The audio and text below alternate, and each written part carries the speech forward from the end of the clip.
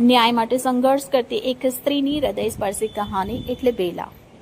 બેલા Gujarati crime drama film છે જે 30 મેના રોજ સુરતના નજીકના સિનેમાગૃહોમાં રિલીઝ થવાની છે. એક એવી કહાની જ્યાં ન્યાય ખોવાઈ ગયો છે અવાજોમાં અને અપરાધીઓ છુપાઈ ગયા છે સસ્તા સિસ્ટમની પાછળ. જેના ડાયરેક્ટર છે તનસુખ ગોહિલ, જેના કલાકાર છે પ્રિનલ ઓબેરોય, નિર્મિત ઠક્કર, ચેતન દયા, પ્રશાંત બારોટ, જિગ્નેશ મહેતા, મુસ્તાક શાહ અને જિગ્નેશ મોદી જેવા કલાકારોએ આ ફિલ્મમાં અભિનય કર્યો છે, જેમાં કાસ્ટિંગ ડિરેક્ટર અને કો પ્રોડ્યુસર અમિત ઠક્કર છે. ત્યારે જે દિવસની આતુરતાપૂર્વક રાહ જોઈ રહ્યા હતા તે દિવસ આવી ગયો, એટલે કે 30 મેનો દિવસ.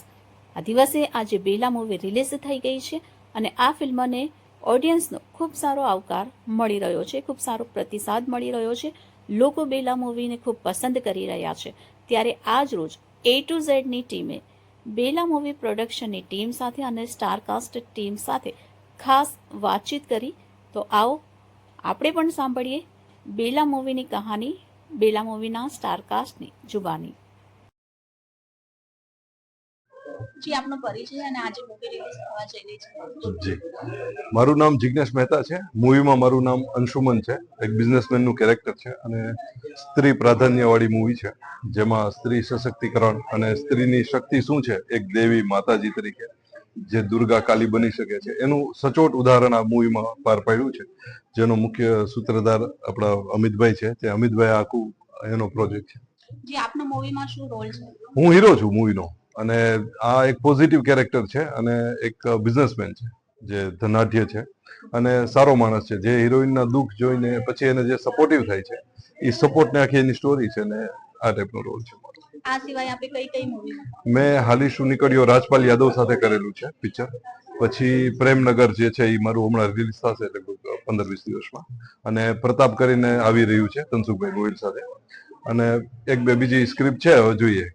2-3 મૂવી છે અત્યારે. આજે સુરત સિવાય ગુજરાતના અનેક શહેરોમાં રિલીઝ થઈ રહી છે. સુરત સિવાય, હા, સુરત સિવાય બધાને હું તો ઓલ ગુજરાતને કહું છું કે ભાઈ અત્યારે આ ફર્સ્ટ ફેઝ છે કે રિલીઝ આ રીતના કર્યું. જો પ્રતિસાદ તમે સારો આપશો અને પિક્ચરને સ્ત્રીનું સન્માન કરીને જો પિક્ચર જોઈને તમે એમાંથી કંઈક શીખશો ને તો આ આખા ગુજરાતને નહીં આખા ભારતને દેખાડી શકે એવું પિક્ચર છે.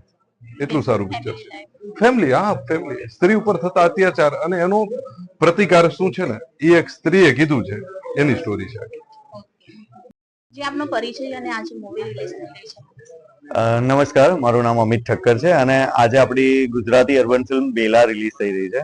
આમ જોવા જઈએ તો મારો ડ્રીમ પ્રોજેક્ટ બી કહી શકાય અને ઘણી મુશ્કેલી બી પડી આ ફિલ્મમાં, પણ ફાઇનલી આજે આપણે આ ફિલ્મ દરેક થિયેટરમાં જોઈ શકીશું. ગુજરાતમાં અમદાવાદ, વડોદરા, સુરત, રાજકોટ અને ભુજ, ભાવનગર આ બાજુ તમે જાઓ તો બારડોલી, નવસારી, વાપી સુધી આપણી બધા થિયેટર્સોના શોઝ પણ અપ થઈ ચૂક્યા છે બુક માય શો પર. બુક માય શો પર બી એક વિઝિટ કરીને જોઈ શકો છો.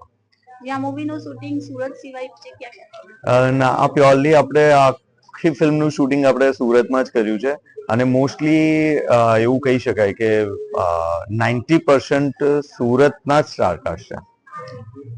મૂવી વિશે એક મેસેજ આપી દો સુરતની જનતાને. મૂવી વિશે મેસેજ તો ઘણીવાર મેં મીડિયામાં કીધું છે, પણ આજે કહેવાનું મેઇન એ છે કે એકવાર જરૂરથી આ ફિલ્મ જોવા જ લાયક છે. એનું રીઝન છે કે એક પીડિત મહિલા કેવી રીતના વિસ્ફોટ બને છે ને એ અહીંયા આગળ બતાવ્યું છે. અને એ કહેવાય છે ને કે સ્ત્રી લક્ષ્મીનું રૂપ છે, સરસ્વતીનું રૂપ છે, પણ જ્યારે દુર્ગાનું રૂપ લે છે ત્યારે શું કરી શકે એ વસ્તુ આ પિક્ચરમાં છે. હું તનસુખ ગોહિલ આ ફિલ્મનો રાઇટર કમ ડિરેક્ટર છું અને ભાઈ આપણે અમિતભાઈના કોન્સેપ્ટ પર અમે એક સારી એવી સ્ત્રી પ્રાધાન્ય મૂવી બનાવી છે. મેં ટોટલ 37 ફિલ્મ રાઇટ કરી છે અને 8 ફિલ્મો ડિરેક્ટ કરી છે. ઘણી બધી ફિલ્મો છે. ટોટલ ગુજરાતી. આ એક સ્ત્રી પ્રાધાન્ય મૂવી છે. સમાજમાં જે સ્ત્રીઓનું શોષણ થતું હોય છે, પણ આમાં પોતાના ફેમિલીથી લઈને સિસ્ટમ સુધી એનું શોષણ થાય છે. તો ઘણી ફિલ્મોની અંદર આપણે એને સહનશક્તિની મૂર્તિ, ત્યાગની મૂર્તિ, બલિદાનની મૂર્તિ બતાવતું હોય. તો આની અંદર એક સંઘર્ષ કરતી સ્ત્રી બતાવી છે આપણે, જે દુર્ગા કે ચંડીનું રૂપ કહી શકીએ. અને ફેમિલીથી લઈ અને સિસ્ટમ સુધી એ કઈ રીતે ફાઇટ આપે છે એ આજની સ્ત્રીને જાણવા માટે આ પિક્ચર જોયું બહુ જ જરૂરી છે. જે આપનો પરિચય અને આ મૂવી વિશે શું કહેશો? યસ, હું છું તમારો એક્ટર નિર્મિત ઠક્કર એન્ડ આપણી આ બેલા વુમન ઓરિએન્ટેડ ફિલ્મ છે જે ઓવરઓલ ગુજરાતમાં રિલીઝ થઈ રહી છે અને એક સ્ત્રી સશક્ત મૂવી છે આ. ઓકે, આ મૂવીમાં તમારો શું કેરેક્ટર છે, તમારા રોલ વિશે? યસ યસ, આ મૂવીની અંદર એઝ અ મારો સિનિયર રિપોર્ટરનો રોલ છે. જેમ કે બધાને ખબર છે કે media is a real power and then આ પિક્ચરની અંદરની જે થોડીક યુનિક સ્ટોરી છે જે મીડિયાના થ્રુ જ અનવાઉન્ડ થાય છે અને મીડિયાના થ્રુ જ આના સસ્પેન્સ જનરેટ થાય છે, એટલે થોડોક આ મૂવીનો યુનિક કોન્સેપ્ટ છે.